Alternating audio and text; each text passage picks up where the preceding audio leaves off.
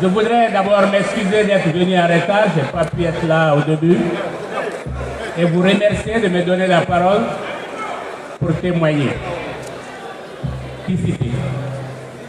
Vous féliciter par la qualité de l'organisation, par l'importance de la mobilisation des militants de l'UFD. Signe de vitalité, signe surtout de victoire demain. Si vous n'étiez pas là aujourd'hui, vous ne seriez pas là demain. Et vous êtes là aujourd'hui nombreux, plus forts que jamais. Merci de votre présence. Je voudrais saluer la Haute-Guinée et leur dire Aouni Bara, Aouni Tché, Aouni Kounou, Aouni. Je voudrais saluer le Fouta et leur dire Aoudiarama. On en est Piabou, on en est Golle, Allah Walouan Fayoui. Je voulais dire aux Soussou, là je suis très fort en Soussou, leur dire Wananwai. Et dire à la Guinée forestière, Haïgoubani. J'espère que je m'en suis sorti au moins avec 12 sur 20 dans cette affaire. Je suis là parce que je veux témoigner de 20 ans de compagnonnage avec Cellou Dalein Diallo. Ça fait plus de 20 ans que nous le connaissons. Nous nous sommes connus pas à Bamako, pas à Conakry, mais à Washington, tout bêtement à Washington. Tous les deux, nous étions gouverneurs de la Banque mondiale et du Fonds monétaire. Nous nous rencontrions dans les couloirs. Et vous savez, là-bas, les premiers couloirs, c'est d'abord les restaurants et on mange ensemble et on finit par se connaître et échanger et être amis.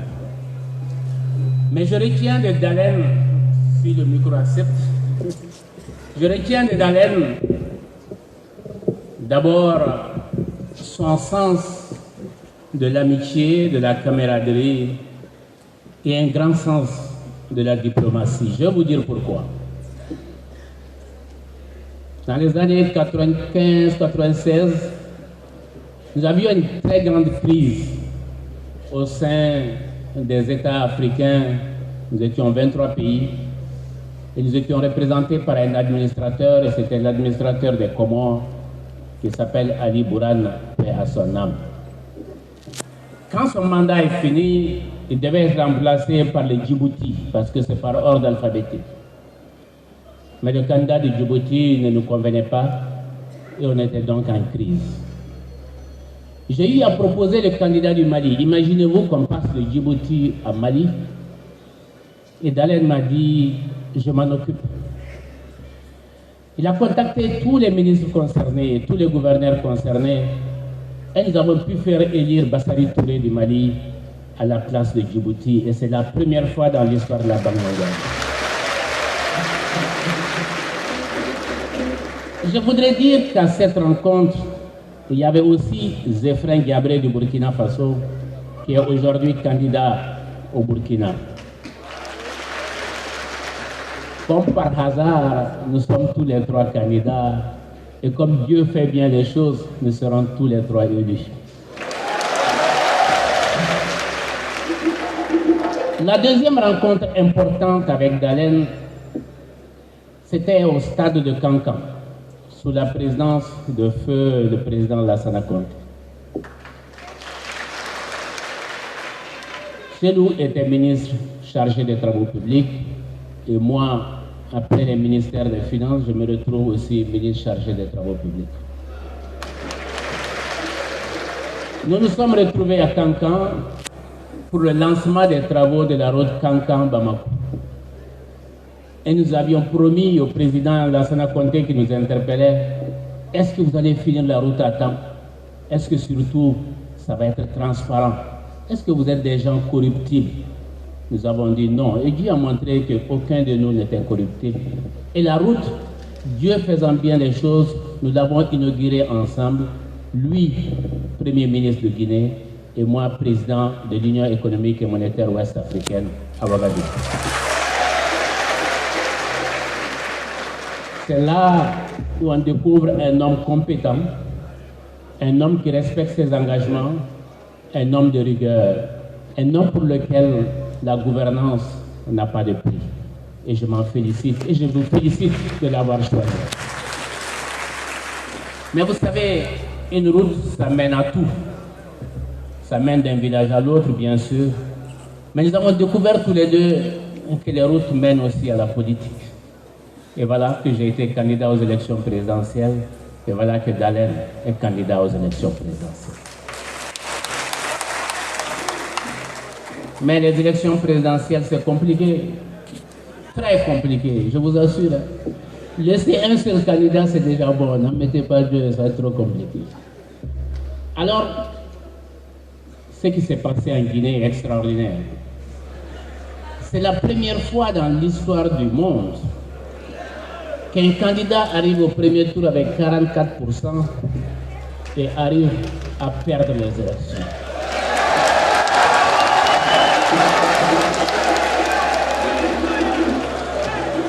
J'ai rencontré Dalen à Ouagadougou. Je lui ai dit attention, j'ai l'impression qu'il y a des choses pas claires. Il dit je crois au peuple de Guinée. Je crois au bon Dieu et je crois que les choses vont se passer normalement. Parce que c'est un homme de foi, tout simplement. Un homme qui croit à la bonne gestion, à la bonne gouvernance. Malheureusement, il s'est trompé. Je dis que c'est la première fois qu'on a 44% qu'on perd. Mais c'est la première fois que je vois entre deux tours d'élection présidentielle, il se passe 4 mois.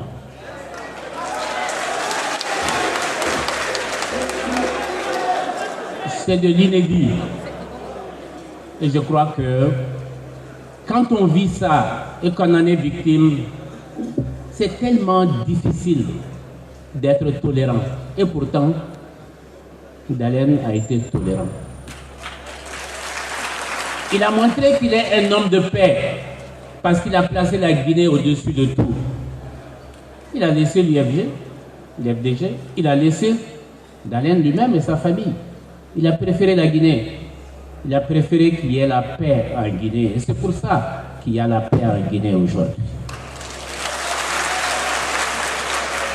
C'est un homme tolérant, un homme de paix et un rassembleur. À tel point qu'il m'a inspiré. Il m'a tellement inspiré que quand j'ai cru perdre en 2013, j'ai été moi aussi voir le président Ibeka pour lui dire tiens, qui a gagné et puis que c'est le Mali qui compte. Parce que nous aimons nos pays au-dessus de tout. Et quand on aime son pays, on est capable de tous les sacrifices. Merci, Chelou, pour la Guinée. C'est l'occasion pour moi de saluer la communauté internationale, en particulier les diplomates qui sont là, pour leur demander de continuer à nous aider, à ce qu'il y ait plus de transparence dans nos élections, qu'il y ait plus de contrôle dans les urnes et dans les bureaux de vote, que les dépouillements se fassent dans de bonnes conditions. C'est vrai, nous avons accepté une première fois, mais c'est difficile de nous dire de continuer à accepter l'injustice et nous n'accepterons plus. Mais après ça, je continue à partager avec Cellou Dalen Diallo d'autres temps. Aussi les temps difficiles. Les temps difficiles, c'est quand il a eu les côtes cassées, quand il a eu la tête fracassée. J'ai été le voir, il était à l'hôpital Percy, à Clamart, en France. Je ne savais pas que moi aussi, quelques mois après, j'allais me trouver exactement dans le même hôpital, et pour les mêmes raisons et pour les mêmes causes. C'est pour ça que je suis certain que si Dalen gagne ici, je gagnerai au Mali. Ayant partagé tous ces temps difficiles, ces temps heureux, ces temps de bonheur et ces temps de lutte, nous allons partager l'apothéose. Et grâce à vous, merci pour tout. Aujourd'hui, le temps de l'espoir est arrivé. l'espoir pour les jeunes de Guinée, les jeunes d'Afrique, l'espoir pour les femmes d'Afrique et les femmes de Guinée, l'espoir pour les plus pauvres et les plus démunis, le temps du développement économique. Cellou Dalein et moi, nous ne sommes pas des brillants orateurs. Nous laissons ça à d'autres. Ce que nous cherchons, c'est le travail et le travail bien fait. Le travail qui consolide l'économie de nos pays. Le travail qui permet à vous, jeunes, d'avoir du travail demain, de construire et de croire en votre pays. Le travail qui libère nos femmes pour que leur intelligence vivace puisse aider à construire nos pays. Comment peut-on oublier, comme on dit, la moitié du ciel?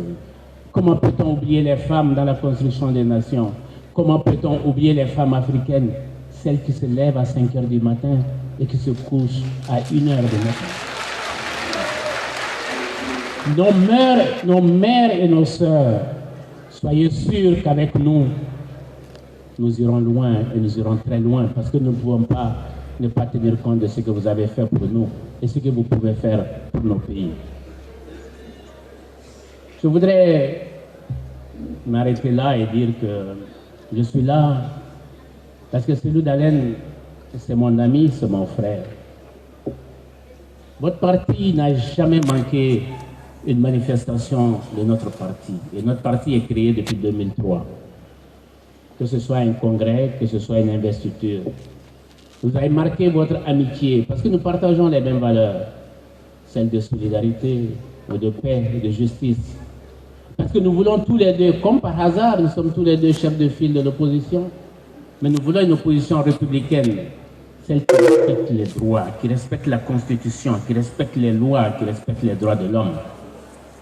C'est de cette opposition que nous voulons, celle qui est tolérante parce qu'elle voit l'avenir demain, mais celle qui est aussi exigeante parce que c'est de l'exigence et du manque de compromis non dynamique.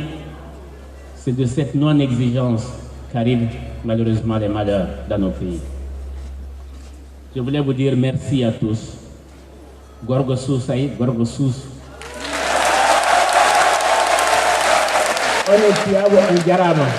Merci beaucoup. Merci à vous tous.